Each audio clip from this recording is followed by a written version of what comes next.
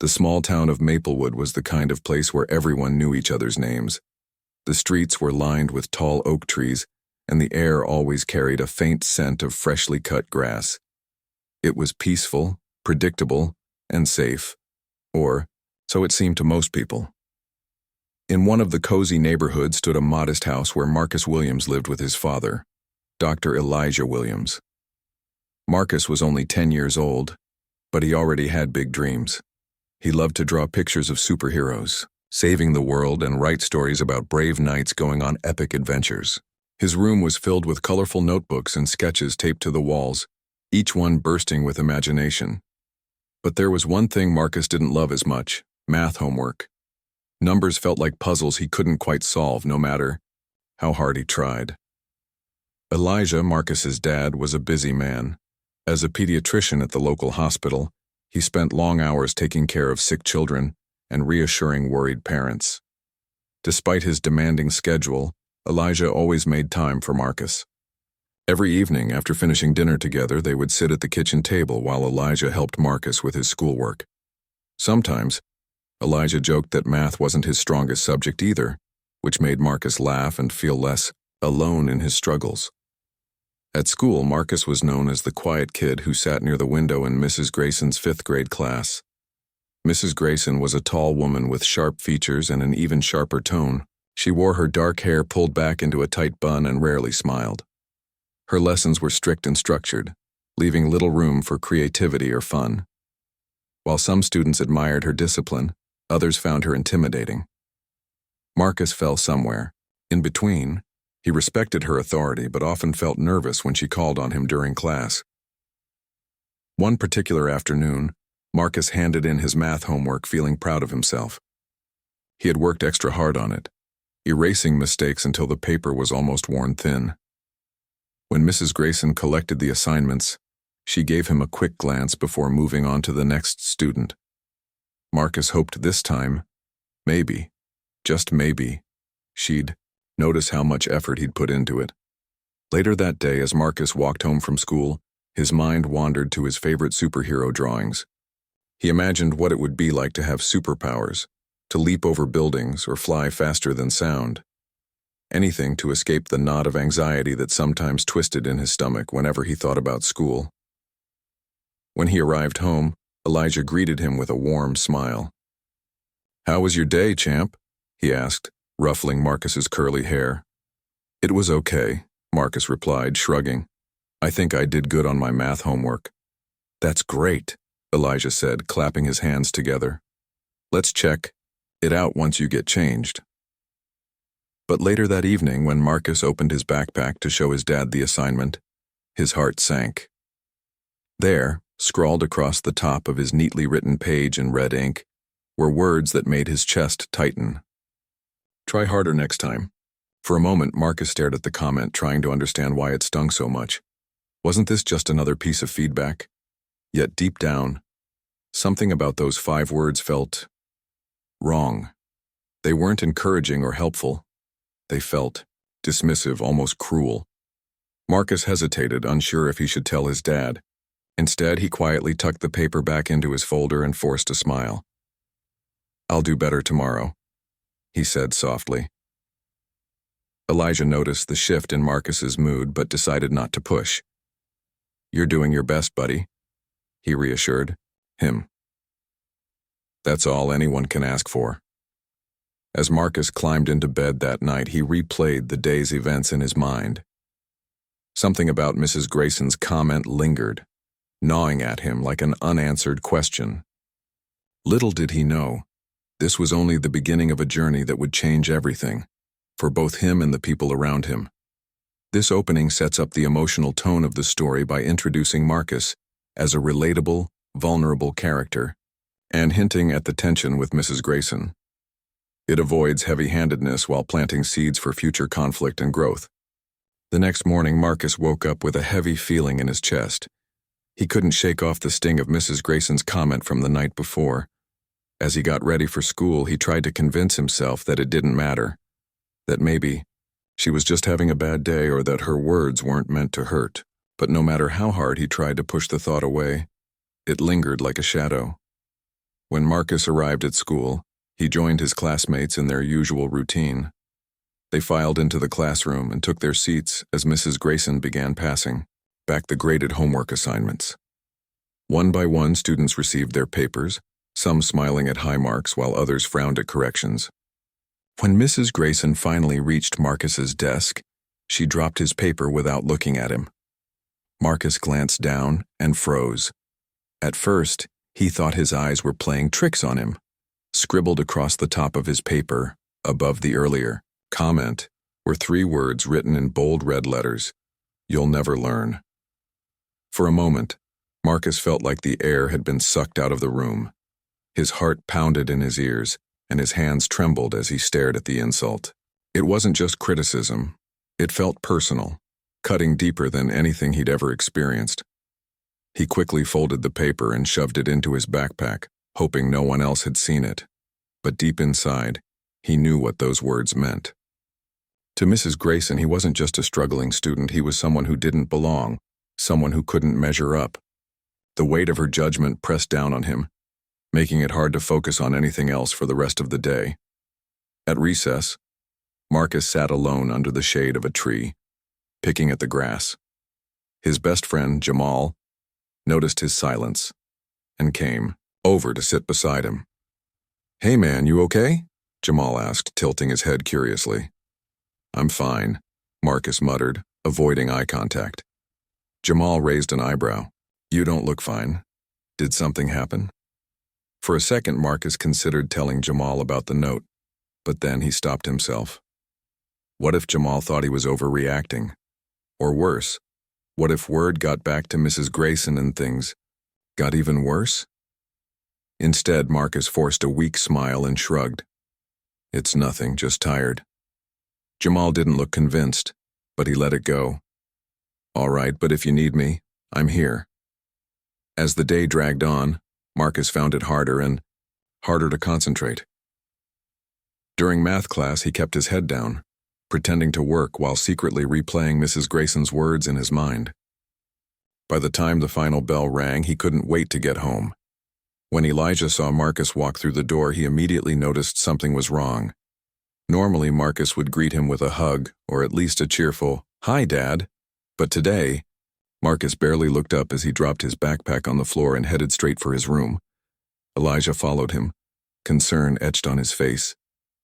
"Marcus, what's going on?" he asked gently, sitting on the edge of the bed.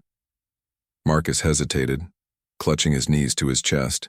He wanted to tell his dad everything, to pour out all the frustration and hurt, but the words caught in his throat. Finally, after a long pause, he whispered, "Mrs. Grayson doesn't like me." Elijah frowned. "What makes you say that?" Slowly, Marcus pulled the crumpled homework paper from his backpack and handed it to his father. Elijah unfolded it, carefully, his expression darkening as he read the comments. For a moment he said nothing, his jaw tightening as anger bubbled beneath the surface. Then, taking a deep breath, he placed a comforting hand on Marcus's shoulder. "This isn't right," Elijah said firmly. "No teacher should talk to a student like this." "But why does she hate me?" Marcus asked, his voice trembling. "Is it because I'm not smart enough?" Elijah's heart broke hearing those words. Pulling Marcus into a tight hug, he replied, "Listen to me, son. This has nothing to do with you. You're brilliant, kind, and capable. Don't ever let anyone make you doubt that." Though Elijah's words brought some comfort, Marcus still felt weighed down by shame. He wondered if other kids felt this way too, or if it was just him. That night, as he lay in bed staring at the ceiling, he made a silent promise to himself. He wouldn't cry over this. He wouldn't let Mrs. Grayson win. Unbeknownst to Marcus, Elijah had already begun formulating a plan. After tucking Marcus in, he returned to the kitchen and picked up the phone. Dialing a number from memory, he waited patiently until a familiar voice answered on the other end. "Hey, Sarah," Elijah said, his tone calm but resolute. "I need your advice about something important." Sarah Thompson was the principal of Maplewood Elementary School, and also an old friend of Elijah's. Over the years, they had worked together on several community initiatives, and Elijah trusted her judgment implicitly. Now more than ever, he needed her help to address what had happened. As Elijah explained the situation, Sarah listened intently, her brow furrowing with concern. "That's unacceptable behavior," she said firmly when he finished. "Leave it with me, Elijah. I'll look into this right away." Hanging up the phone, Elijah felt a glimmer of hope. He knew standing up for Marcus wouldn't be easy, especially given Mrs. Grayson's reputation as a strict disciplinarian. But he also knew that staying silent wasn't an option. This wasn't just about defending his son. It was about ensuring that every child in the school felt valued and respected. Meanwhile, miles away, Mrs. Grayson sat at her dining table grading papers. She hadn't given much thought to Marcus's reaction earlier that day. To her, the comment had been nothing more than tough love. If anything, she believed it would motivate him to try harder. Little did she know, her actions were about to set off a chain of events that would force her to confront not only her teaching methods but also the biases she hadn't realized she carried. This part builds tension by introducing the central conflict, the hurtful comment, and showing its impact on Marcus and Elijah. It ends with a hint of resolution brewing, keeping readers engaged and eager to see what happens next. The next morning, Sarah Thompson arrived at Maplewood Elementary School earlier than usual. She carried a folder with her, its contents neatly organized, notes from Elijah, copies of Marcus's homework, and a list of questions she intended to ask Mrs. Grayson. As the principal, Sarah prided herself on maintaining a fair and inclusive environment for all students. But this situation felt different. It was personal, raw, and deeply troubling. After settling into her office, Sarah sent an email requesting a meeting with Mrs. Grayson during her free period later that day. When the time came, Mrs. Grayson entered Sarah's office wearing her usual stern expression, clutching a stack of graded papers in one hand. "You wanted to see me?" she asked, her tone clipped. "Yes, thank you for coming," Sarah replied, gesturing for her to sit. "I'd like to discuss something important regarding one of your students, Marcus Williams." Mrs. Grayson raised an eyebrow but said nothing, taking a seat across from Sarah. Her posture was rigid, almost defensive, as if bracing herself for criticism. Sarah began carefully, choosing her words with precision. "I received a call yesterday from Elijah Williams, Marcus's father. He shared some concerns about comments you made on Marcus's recent homework assignment." She slid the crumpled paper across the desk toward Mrs. Grayson. "Have you seen this?" Mrs. Grayson glanced at the paper, her lips pressing into a thin line. "Yes, I wrote those comments," she admitted without hesitation. "But before you jump to conclusions, let me explain. Marcus has been struggling in class for weeks now. His grades are slipping, and he doesn't seem to put in the effort I expect from my students. Sometimes, tough feedback is necessary to push them to improve." Sarah nodded slowly, absorbing her explanation. "I understand the importance of constructive criticism," she said diplomatically.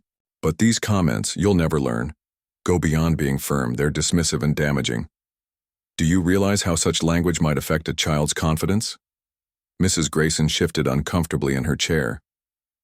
"I didn't mean to hurt his feelings," she insisted. "My goal is to prepare these children for real-world challenges. If they can't handle a little tough love now, how will they succeed later?" Sarah leaned forward, her voice calm but firm. "Tough love shouldn't come at the expense of a student's dignity or self-worth. Every child deserves encouragement, not discouragement. And frankly, Mrs. Grayson, this isn't the first time I've heard concerns about your teaching style." Mrs. Grayson stiffened, her cheeks flushing slightly. "What exactly are you implying?" "I'm saying that while I respect your dedication to discipline, it's crucial to balance that with empathy and understanding. Teaching isn't just about academics. It's about nurturing growth, both intellectually and emotionally." For a moment, silence hung heavy in the air. Mrs. Grayson stared at the floor, her mind racing. She had always believed her methods were effective, even if they sometimes rubbed people the wrong way. But hearing Sarah's perspective made her pause. Could she have gone too far? Was there truth in what the principal was saying? Before either woman could say more, a soft knock interrupted their conversation. It was Marcus, standing nervously in the doorway with Elijah by his side. Sarah had invited them to join the discussion, hoping it would provide clarity and closure. "Come in, Marcus," Sarah said warmly, gesturing for him to take a seat. Elijah gave his son an encouraging pat on the back before sitting beside him. Seeing Marcus in person seemed to soften Mrs. Grayson's demeanor. For the first time, she looked directly at the boy whose life her words had impacted so profoundly. Guilt flickered briefly in her eyes, though she quickly masked it with professionalism. "Marcus," Sarah began gently, "we're here because your dad and I want to make sure you feel supported in school. Can you tell us how Mrs. Grayson's comments made you feel?" Marcus hesitated, glancing at his father for reassurance. Elijah gave him a small nod, silently urging him to speak up. Taking a deep breath, Marcus spoke softly. "I felt stupid, like no matter how hard I try, I'll never be good enough."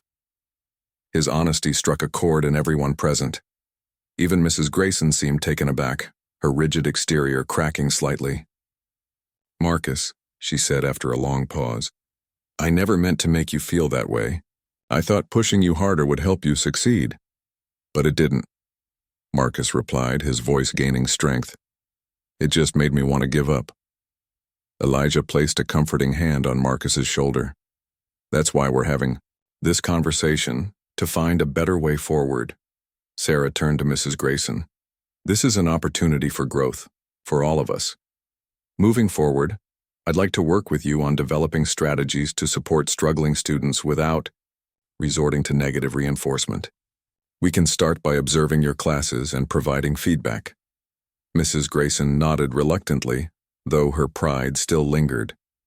"If that's what needs to happen, then fine. But I stand by my belief that high expectations are essential." "And we agree," Sarah said. "High expectations are important, but so is compassion. Let's focus on finding a balance." As the meeting drew to a close, Sarah thanked everyone for their willingness to address the issue openly. Though tensions remained, there was a sense of progress, a step toward healing and understanding. On the drive home, Marcus sat quietly in the passenger seat, staring out the window. Elijah glanced over at him occasionally, sensing the whirlwind of emotions swirling inside his son. Finally, Marcus broke the silence. "Do you think she'll change, Dad?" Elijah smiled faintly. "Change takes time, buddy, but today was a start. What matters most is that you stood up for yourself, and that's something to be proud of." Marcus nodded, a small spark of hope reigniting within him. He knew the road ahead wouldn't be easy, but for the first time in days he felt like maybe, just maybe, things could get better. The days following the meeting were tense but transformative, for everyone involved. Mrs. Grayson, though outwardly reluctant to admit fault, found herself reflecting deeply on her actions. She had always prided herself on being a no-nonsense educator who believed in tough love and discipline. But as she replayed Marcus's words, "It just made me want to give up," she couldn't shake the unsettling realization that her methods might have caused more harm than good. At first, Mrs. Grayson tried to brush off these thoughts. "I've been teaching for 20 years, she muttered to herself late one evening while grading papers. "If I've survived this long, it's because my approach works." Yet despite her attempts to justify her behavior, doubt lingered like an unwelcome shadow. That night, instead of focusing on her work, she pulled out an old photo album from her teaching career. Flipping through the pages, she saw smiling faces of former students, many of whom had gone on to achieve great things.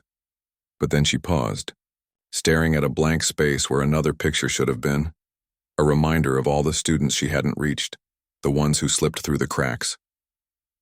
Meanwhile, Marcus returned to school with mixed feelings. On one hand, he felt relieved that his voice had been heard. On the other, he was nervous about facing Mrs. Grayson again. Would she treat him differently now? Or would everything go back to the way it was before? To his surprise, Mrs. Grayson did make an effort, at least outwardly. During math class the next day, she handed back their latest assignments with noticeably gentler feedback. Instead of harsh red marks, there were constructive notes like, "Great start, let's review this step together." When she called on Marcus during a lesson, her tone was less biting, almost encouraging. "Marcus, can you explain how you solved problem number 3? She asked, her voice softer than usual. Marcus hesitated, unsure if this newfound kindness was genuine. After a moment, he stood up and walked to the board, carefully working through the equation. When he finished, Mrs. Grayson nodded approvingly. "Good job. You're making progress." Though small, the exchange marked a turning point, not just for Marcus but for the entire classroom dynamic. Other students began noticing the shift in Mrs. Grayson's demeanor. Some whispered among themselves, wondering what had prompted the change. Jamal even joked to Marcus after class, "Did you put a spell on her or something?" Marcus chuckled nervously. "Nope, just, maybe she's trying harder." But even as things improved slightly, Marcus still carried the weight of the past. He couldn't forget the sting of those hurtful words, no matter how much Mrs. Grayson tried to repair the damage. At home, Elijah noticed his son's lingering unease. One evening, as they sat together working on homework, Elijah decided to address it head-on. "You seem quieter lately," Elijah said gently, setting down his pencil. "Is something still bothering you?" Marcus shrugged, avoiding his father's gaze. "It's nothing, Dad." "Really?" Elijah tilted his head, studying Marcus's face. "You don't have to pretend with me, champ. What's going on?" After a pause, Marcus sighed. "I don't know. I guess I'm still mad. Even though Mrs. Grayson is acting nicer now, it doesn't erase what she said. And sometimes I wonder if she really means it, or if she's just doing it because Principal Thompson told her to." Elijah nodded thoughtfully. "That's fair. Trust takes time to rebuild, especially when someone hurts you. But here's the thing, Marcus, people can grow. Maybe Mrs. Grayson didn't realize how her words affected you until now. What matters is whether she's willing to learn and do better." Marcus frowned, considering this. "Do you think she'll keep trying?" "I believe she will," Elijah replied firmly. "And if she doesn't, we'll hold her accountable. But let's give her a chance to prove herself, okay?" Marcus nodded reluctantly, feeling a tiny bit lighter. Still, he couldn't help but wish that Mrs. Grayson understood him better, that she knew who he truly was beyond the quiet boy sitting near the window. Unbeknownst to Marcus, Mrs. Grayson was grappling with similar questions. The principal had assigned her to attend a professional development workshop on culturally responsive teaching, and though she initially resented the requirement, she soon found herself intrigued by the discussions. One session in particular stood out. The speaker talked about unconscious biases, the hidden assumptions people carry without realizing it, and how they shape interactions in classrooms. As Mrs. Grayson listened, she felt a pang of recognition.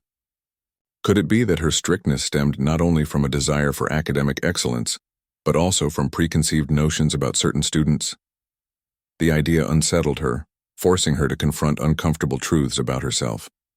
She thought back to Marcus, not just as a struggling student, but as a creative, sensitive boy who loved drawing superheroes and writing stories. How often had she dismissed his talents because they didn't align with her narrow definition of success? Determined to understand Marcus better, Mrs. Grayson approached Sarah after the workshop. "Principal Thompson, may I ask a favor?" she said hesitantly. "Of course," Sarah replied, raising an eyebrow curiously. "Could you arrange a parent-teacher conference with Mr. Williams? I'd like to discuss Marcus's strengths and see how I can support him more effectively." Sarah smiled, pleased by the request. "I think that's a wonderful idea. Let me coordinate with Elijah." When Elijah received the invitation, he was cautiously optimistic. "What do you think, Marcus?" he asked, showing him the note. "Should we meet with her?" Marcus hesitated, torn between skepticism and curiosity. Finally, he nodded. "Yeah, maybe it'll help." On the day of the conference, Elijah and Marcus arrived at the school feeling a mix of apprehension and hope. Mrs. Grayson greeted them warmly, offering coffee and seating them at a round table. For the first time, she seemed genuinely interested in learning about Marcus, not just as a student but as a person. Mr. Williams, Marcus has incredible creativity, she began, surprising both father and son. His drawings are remarkable and his storytelling shows real imagination. I'd like to find ways to incorporate those skills into his learning process. Elijah raised an eyebrow, impressed by her sincerity. That sounds like a great plan. Marcus thrives when he feels confident. Mrs. Grayson turned to Marcus, her expression softening. I owe you an apology, Marcus. My comments on your homework were unfair and hurtful, and I regret them deeply. I hope you'll give me the chance to make things right. For a moment, Marcus said nothing, processing her words. Then slowly he nodded. Okay, I'll try. It wasn't forgiveness, not yet. But it was a start. As they left the school that evening, Elijah placed a proud hand on Marcus's shoulder. See, buddy? Sometimes growth begins with honesty. Marcus smiled faintly, feeling a flicker of optimism. Though challenges lay ahead, he realized that change was possible, even for those who seemed set in their ways. Over the next few weeks, Marcus noticed a steady improvement in his relationship with Mrs. Grayson. She continued to adjust her teaching style, incorporating more positive reinforcement and even finding creative ways to engage students like him. For instance, during a math lesson on fractions, she used art as a tool, asking the class to draw pizzas divided into equal parts. When Marcus's pizza was deemed the most accurate and delicious-looking, he couldn't help but grin. Despite these changes, Marcus still harbored lingering doubts about Mrs. Grayson's sincerity. Was this newfound kindness genuine, or was it simply an act to appease his father and the principal? He kept these thoughts to himself, not wanting to upset Elijah, who seemed pleased with the progress. At home, life carried on as usual. Elijah remained supportive, encouraging Marcus to focus on what mattered most, his love for storytelling and drawing. One evening, while helping Marcus brainstorm ideas for a new comic book, Elijah casually mentioned something that caught Marcus off guard. Champ, Elijah said, sketching out a rough outline of a superhero character. Your mom would have been so proud of you. Marcus's pencil froze mid-stroke. His mother had passed away when he was very young, and though Elijah occasionally spoke fondly of her, they rarely discussed her directly. The mention of her now felt significant, almost intentional. What do you mean? Marcus asked, his voice barely above a whisper. Elijah smiled softly, his eyes distant with memories. Your mom was one of the strongest people I ever knew. She believed in standing up for yourself and others, even if it wasn't easy. That's why I think she'd be proud of how you handled everything with Mrs. Grayson. You didn't let fear stop you from speaking your truth. Marcus swallowed hard, feeling a lump rise in his throat. Do you think she'd still like me? Elijah's expression softened further. Of course she would, buddy. She loved you more than anything. And she'd remind you every day that you're capable of amazing things. The conversation stayed with Marcus long after bedtime. Lying awake, he thought about his mother, the woman he barely remembered but whose presence lingered in the stories Elijah told, and the photos tucked away in old albums. He wondered what advice she might give him now, facing the challenges at school. Would she tell him to forgive Mrs. Grayson completely, or would she urge him to stay cautious?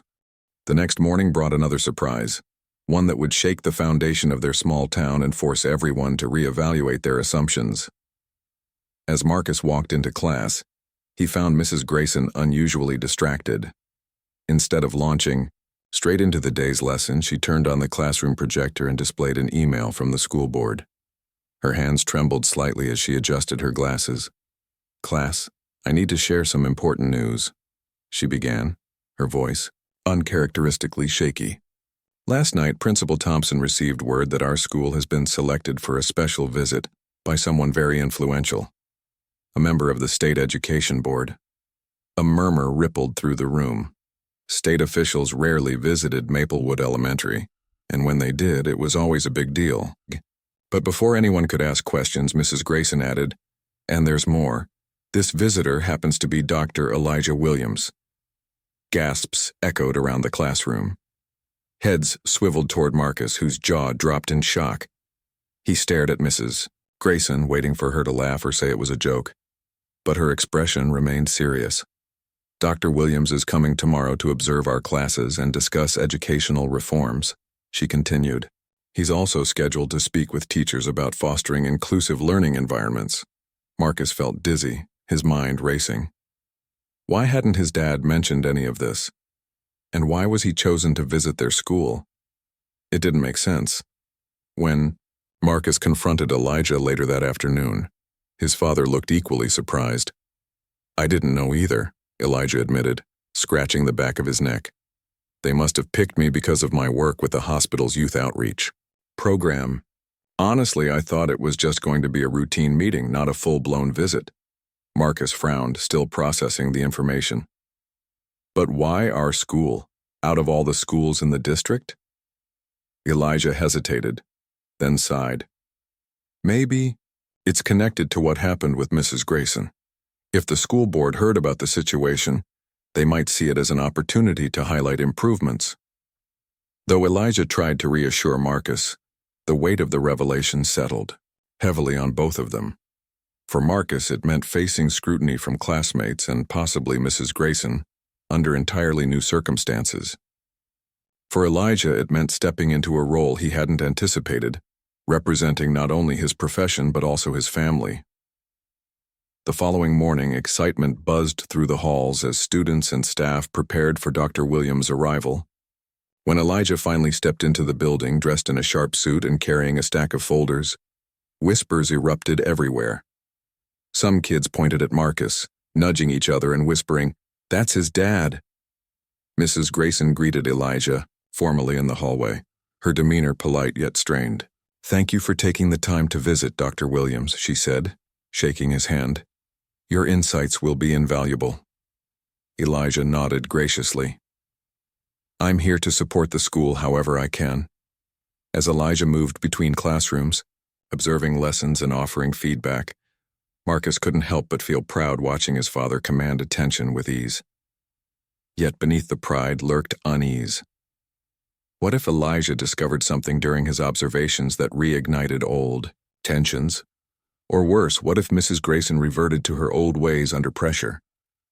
During lunch, Jamal joined Marcus at their usual spot under the tree. "Man, your dad looks legit," Jamal exclaimed, clearly impressed. "Like super smart Professor Legit." Marcus chuckled nervously. "Yeah, I guess." Jamal studied him closely. "You okay? You seem stressed." "I don't know," Marcus admitted. "What if this whole thing goes wrong? What if Mrs. Grayson messes up again and Dad finds out?" Jamal shrugged. "Then maybe it's good he's here. Sometimes people need reminders to keep doing better." Marcus nodded, slowly realizing Jamal had a point.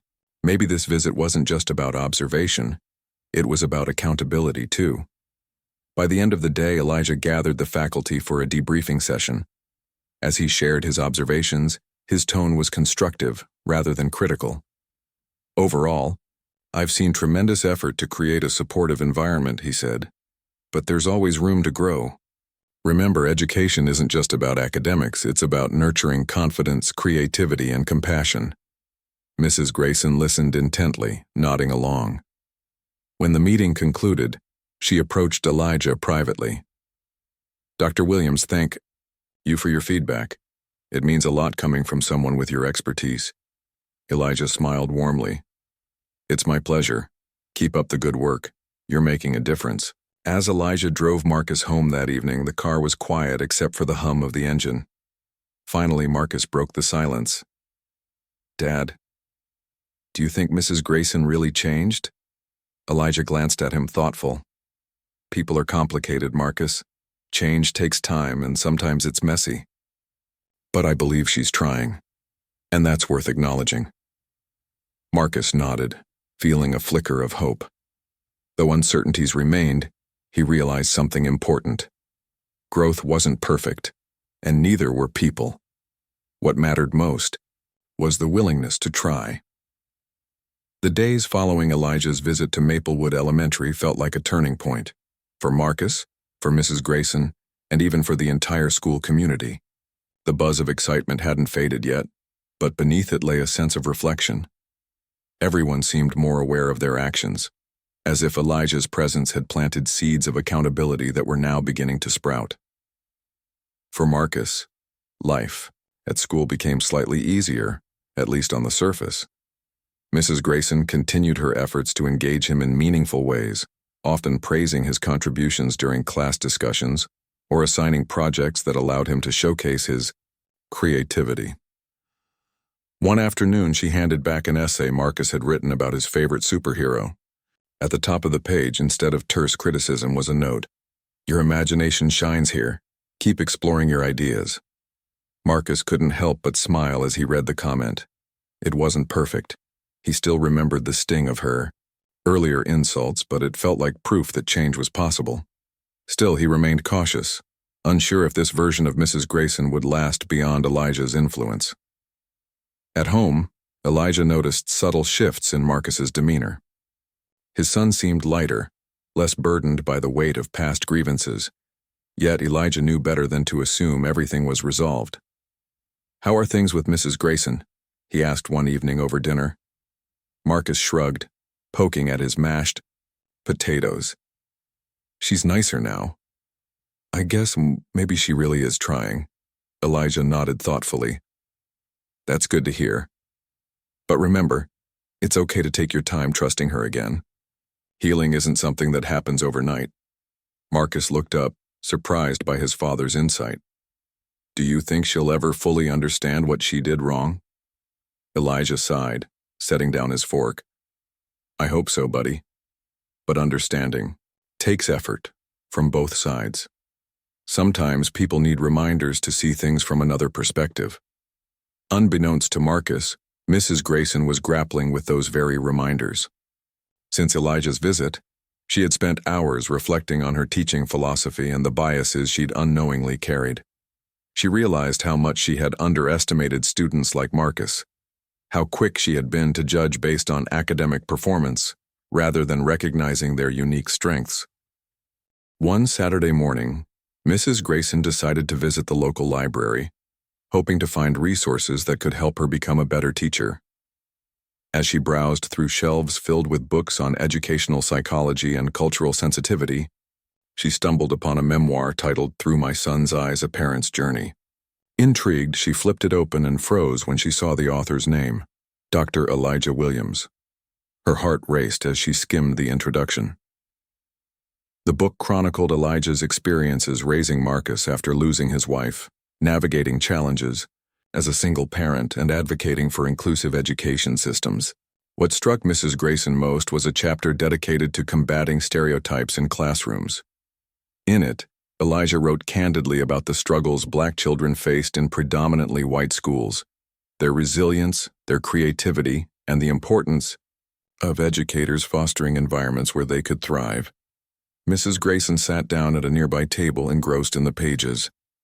For the first time, she saw Marcus not just as a student, but as a child shaped by love, loss, and perseverance.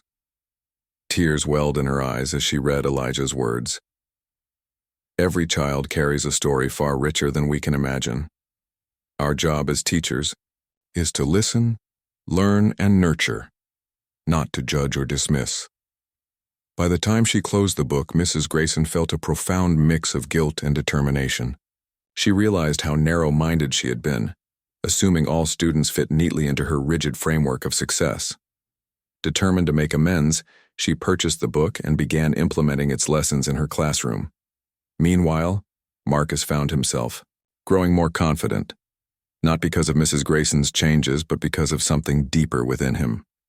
He started sharing his drawings and stories with classmates during recess, surprising even himself with his newfound boldness. Jamal, ever the supportive friend, encouraged him to enter an upcoming art contest sponsored by the town's cultural center. "You should totally do it," Jamal urged, pointing to one of Marcus's sketches. "This is amazing. Plus, the theme is Heroes Among Us. You've got tons of ideas for that." Marcus hesitated, unsure if his work was good enough, but Elijah, overhearing their conversation, chimed in. "Why not give it a shot, champ? Even superheroes start somewhere." With gentle encouragement from both his dad and his best friend, Marcus decided to enter the contest. He poured his heart into creating a comic strip featuring a young hero who overcame doubt and adversity to save his community. The protagonist bore a striking resemblance to Marcus himself, a quiet boy with big dreams.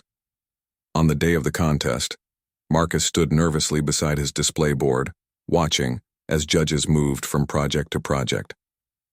When they finally reached his entry, he held his breath, bracing for disappointment. To his astonishment, one of the judges smiled warmly and said, "This is incredible storytelling. Where did you get your inspiration?" Marcus glanced at Elijah, who gave him an encouraging nod. "From my family," Marcus replied softly, "and from believing that anyone can be a hero if they try hard enough." Later that evening, the winners were announced. Though Marcus didn't win first place, he received honorable mention and a standing ovation from the audience. As he accepted his certificate, tears pricked at the corners of his eyes. For the first time, he truly believed in his own potential. Back at school the following Monday, Mrs. Grayson surprised Marcus by displaying his comic strip on the bulletin board outside her classroom. Beneath it, she pinned a handwritten note. "Our very own hero. Congratulations, Marcus." When Marcus saw it, he felt a wave of gratitude and forgiveness. Maybe Mrs. Grayson wasn't perfect, but she was trying. And sometimes that was enough. The weeks that followed felt like the calm after a storm. Marcus, once weighed down by doubt and hurt, now walked through the halls of Maplewood Elementary with his head held higher. His comic strip remained pinned to the bulletin board outside Mrs. Grayson's classroom, serving as a daily reminder, not just of his artistic talent, but also of how far he'd come since those difficult days. For Mrs. Grayson, the journey was ongoing. She had begun implementing changes not only in her teaching methods but also in her mindset. Inspired by Elijah's memoir, she started incorporating more diverse perspectives into her lessons, inviting students to share their cultures, traditions, and stories. One Friday afternoon, she hosted a storytelling day, encouraging each student to present something meaningful to them. When it was Marcus's turn, he stood confidently at the front of the room and read an excerpt from his comic strip about the young hero overcoming adversity. As Marcus spoke, Mrs. Grayson watched him with a mix of pride and regret. Pride because she could see the spark of confidence blooming within him.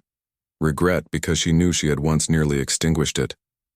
After class, she approached him privately. "Marcus, thank you for sharing your story today. It reminded me why I became a teacher, to inspire kids like you."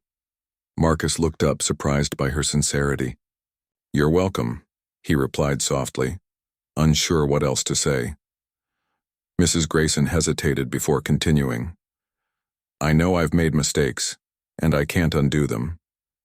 But I want you to know I'm committed to being better. For you, for all my students. If there's ever anything I can do to support you, don't hesitate to tell me." Though Marcus didn't respond immediately, her words stayed with him long after they parted ways. For the first time, he allowed himself to believe that Mrs. Grayson's transformation wasn't just for show. It was genuine. At home, Elijah noticed the shift in Marcus's attitude too.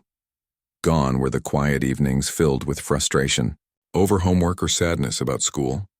Instead, Marcus spent hours sketching new ideas for comics, eagerly discussing plots and characters with his dad. One evening, as they sat together brainstorming, Elijah asked, "What's next for your hero? Any big adventures planned?" Marcus grinned, flipping through pages of rough drafts. "Yeah, he's going to help people understand each other better, like teachers and students." Elijah chuckled, impressed by his son's vision. "That sounds like quite the mission. Think he'll succeed?" "Of course," Marcus said confidently. "Heroes always find a way." Their bond grew stronger with every passing day, fortified by shared experiences and open conversations. Elijah often reflected on how much Marcus had matured, not just in handling challenges but in learning to forgive and move forward. He realized that this ordeal, painful as it was, had taught them both valuable lessons about resilience and empathy. Meanwhile, Mrs. Grayson continued her own path of growth. The resources she discovered at the library became staples in her lesson planning, and she even reached out to Elijah for advice on creating a more inclusive curriculum. Their meetings, though initially awkward, evolved into collaborative discussions, where they exchanged ideas and strategies. One afternoon, as they wrapped up a particularly productive session, Elijah offered a piece of wisdom. "Remember, Mrs. Grayson, education is about planting seeds. Some will grow quickly, others slowly, but every effort counts." Mrs. Grayson nodded, touched by his perspective. "Thank you, Dr. Williams. Your guidance has been invaluable, not just professionally, but personally." By spring, the ripple effects of change extended beyond Marcus and Mrs. Grayson, touching the entire school community. Students began embracing their differences, celebrating unique talents, and supporting one another in ways they hadn't before. Even Principal Thompson remarked during a staff meeting, "We've seen incredible progress this year. Let's keep building on it." As the school year drew to a close, Marcus prepared for the annual end-of-year assembly, a tradition where students showcased their achievements. This year, however, the event carried special significance for him. Not only would his comic strip be featured, but he was also chosen to deliver a short speech about overcoming challenges. Standing backstage, Marcus felt a familiar flutter of nerves. Elijah, seated proudly in the audience, gave him a reassuring thumbs up. Taking a deep breath, Marcus stepped onto the stage, gripping the microphone tightly. "When I started 5th grade," he began, his voice steady despite his jitters, "I thought heroes were only in books and movies, people who saved the world with superpowers. But now I realize we all have the power to be heroes, in our own lives and in the lives of others." He paused, glancing toward Mrs. Grayson, who sat near the front row. "Sometimes being a hero means trying again when things get tough. Sometimes it means listening and learning from mistakes, and sometimes it means believing in someone, even when they struggle to believe in themselves." The auditorium erupted into applause, echoing louder than Marcus expected. As he returned to his seat, tears glistened in Elijah's eyes. Later, as they drove home, Elijah placed a hand on Marcus's shoulder. "That was incredible, buddy. You really are a hero." Marcus smiled, feeling a warmth spread through him. "Thanks, Dad. But I couldn't have done it without you or Mrs. Grayson." Elijah nodded thoughtfully. "People aren't perfect, Marcus. We all stumble sometimes. What matters is how we rise, and whether we help others rise with us." In the months that followed, Marcus entered 6th grade with renewed confidence, ready to face whatever challenges lay ahead. Mrs. Grayson continued refining her teaching approach, earning praise from students and colleagues alike, and Elijah, inspired by the journey, expanded his advocacy work, speaking at conferences and workshops about fostering inclusivity in education. Though scars remained from past wounds, they served as reminders of resilience and growth. Together, Marcus, Mrs. Grayson, and Elijah proved that even the hardest journeys could lead to brighter horizons, if met with courage, compassion, and a willingness to change. And so, life in Maplewood moved forward, a testament to the power of understanding, forgiveness, and hope. This final part ties together loose ends, emphasizing personal growth, reconciliation, and the lasting impact of empathy. It leaves readers with a sense of closure and optimism, reinforcing the story's core themes. Let me know if you'd like any adjustments.